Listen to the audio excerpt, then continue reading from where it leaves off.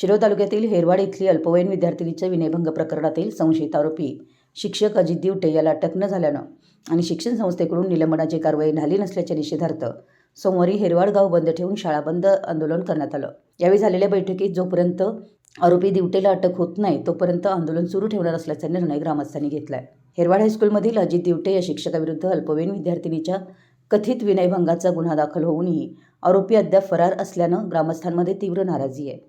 या पार्श्वभूमीवर सोमवारी सकाळी बाळासाहेब माने सभागृहात ग्रामसभा पार पडली।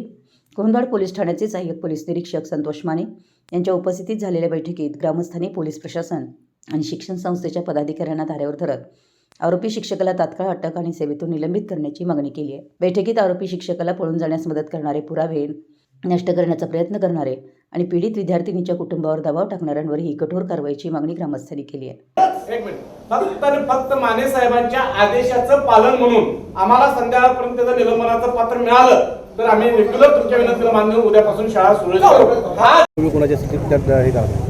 आम्ही आजच ग्रामपंचायतमध्ये परत एक ठराव करून राज्य महिला आयोगाकडे तक्रार करून एक DYSP लेवलची एक महिला अधिकारी याच्यात नेमणूक करावी। त्याचबरोबर त्या आरोपीला जे त्याला पाठीशी घालण्याच्या 8 दिवसामध्ये ज्यांनी कोण असतील त्या सर्वांचं मग ते शिक्षक असू दे, संस्थाचालक असू दे किंवा आमच्या गावातील कोण बी असू द्यात त्यांची नावं आम्ही पोलीस स्टेशनला देणार आहे। त्यांचा 8 ते 10 दिवसाचा CDR चेक करा म्हणून सांगून त्याला त्याच्यामध्ये सहआरोपी करा असं आमचे एक आता ठरलेल्या मागणीप्रमाणे जर त्यांनी सहआरोपी नाही केलं नाही जर त्यांनी त्यांना देखील पाठीशी घालायचा प्रयत्न केला तर एक वेळ आम्हाला पोलीस स्टेशनवर चाल करावं लागेल। यावेळी सहाय्यक पोलीस निरीक्षक संतोष माने यांनी ज्या व्यक्तींनी आरोपी शिक्षकाला मदत केली, पुरावे नष्ट करण्याचा अथवा पालकांवर दबाव टाकण्याचा प्रयत्न केला असेल त्याबाबत लेखी तक्रार प्राप्त झाल्यास संबंधितांविरुद्ध कायदेशीर कारवाई करण्यात येईल। या प्रकरणात कुणालाही पाठीशी घातलं जाणार नाही असं स्पष्ट आश्वासन दिलं। सामाजिक कार्यकर्ते बंडू पाटील यांनी आरोपी शिक्षकाला मदत केल्याचा संशय असलेल्या शिक्षकांच्या मोबाईल कॉल रेकॉर्डची तपासणी करून सत्य समोर आणावं आणि दोषींवर गुन्हे दाखल करावेत अशी मागणी केली। बैठकीत सरपंच रेखा जाधव, स्नेहा देसाई, सुरगोंडा पाटील, पिंटू उर्फ सुकुमार पाटील, बंडू पाटील, बंडू बरगाले, लियाकत चान खान, अफसर मकानदार, गुरु शिंदे, बाबासाहेब नदाफ, सचिन पाटील, धनंजय सौदे, छाया सूर्यवंशी, सुवर्णा अपराज, चंद्रकला पाटील, छाया गायकवाड यांच्यासह अनेक ग्रामस्थांनी आपली मतं मांडली। बैठकीला ग्रामपंचायत सदस्य, विविध संस्थांचे पदाधिकारी, शिक्षक, शिक्षिका, महिला आणि नागरिक मोठ्या संख्येने उपस्थित होते। दरम्यान हेरवाडमधील या प्रकरणामुळे ग्रामस्थांमध्ये तीव्र संतापाची लाट आहे। आरोपी शिक्षकाला अटक आणि निलंबनाची मागणी आता अधिक तीव्र झाली असून मागण्या मान्य न झाल्यास आणखी उग्र आंदोलन करण्याचा इशारा ग्रामस्थांनी दिलाय। या प्रकरणाकडे संपूर्ण जिल्ह्याचे लक्ष लागून राहिले आहे। मराठी न्यूजसाठी कुरुंदवाडहून संदीप अडसूळ।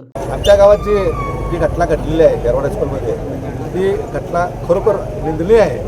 त्या गावानं विधवा महिलाला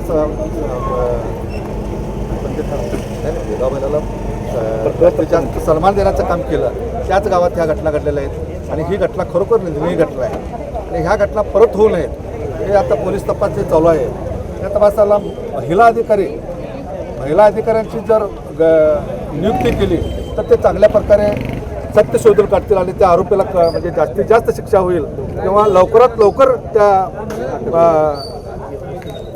तपास आरोपीला शिक्षा करण्यात यावी आणि ही घटना खरोखर त्या म्हणजे ज्या घरात घडलेल्या आहेत त्यांना देखील न्याय मिळाल्यासारखं होईल।